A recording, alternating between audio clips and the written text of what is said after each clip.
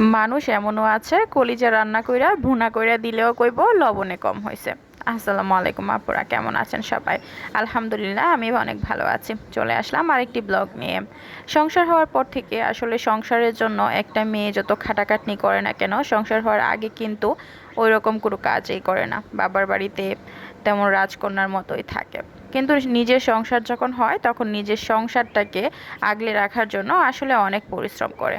কিন্তু দিন শেষে আসলে সেই মেয়েটার কোনো মূল্যই থাকে না সংসারে। বৃষ্টির দিনে ছাদ বাগান দেখুন কত সুন্দর দেখা যাচ্ছে। আসলে প্রকৃতি সুন্দর। প্রকৃতির কাছে গেলে মন ভালো হয়ে যায়। যত দুঃখ কষ্ট থাকুক না কেন, প্রকৃতি কিন্তু মন ভালো করে দেয়। আমার মেয়ের বার্থডে ছিল জুন মাসের 29 তারিখ।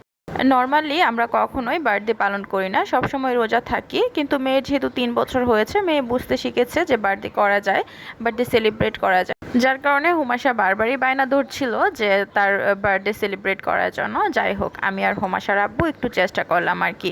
সেই মেয়ের বার্থডে উপলক্ষে হুমাশার আব্বু তার অফিসের, তার ডিপার্টমেন্টের কয়েকজনকে দাওয়াত করেছিল।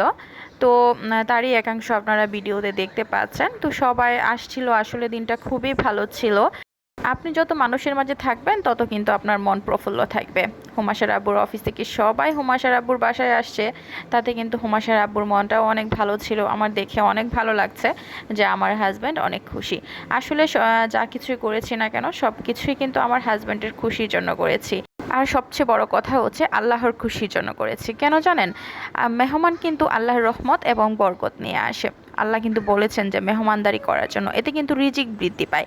কিন্তু আপনি যদি মেহমানদারি করলেন, আবার মনে মনে খুঁত রাখলেন যে আল্লাহ কেন ওর আসলো, কেন এত কষ্ট করছি, কেন রান্নাবান্না হচ্ছে, অনেক খরচ হচ্ছে, এইসব যদি চিন্তা করে আপনি মেহমানদারি করেন, রান্না করেন, তাহলে কিন্তু সেটা, যে আল্লাহ যে আপনাকে পুরস্কৃত করলো মেহমানদারি করার জন্য, যে পুরস্কারটা আল্লাহর কাছ থেকে আপনি পাবেন, সেটা কিন্তু আপনি পাচ্ছেন না। আর তাই কিন্তু মন খোলাভাবে আপনাকে কাজ করতে হবে। 2 বাচ্চা নিয়ে আসলে এত কিছু করা সম্ভব ছিল না যদি আমার হাজব্যান্ড সাহায্য না করতো। পুরোপুরিভাবেও আমাকে সাহায্য করেছে।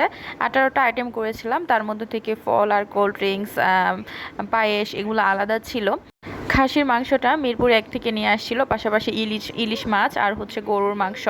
এগুলো কিন্তু অনেক ফ্রেশ ছিল। আর খাসির মাংসটা কিন্তু এত সুন্দর ছিল, আসলে ধরতেই দেখলেই বোঝা যাচ্ছিল যে এটা অনেক সুন্দর একটা মাংস, এবং রান্না করেও অনেক টেস্ট হয়েছিল।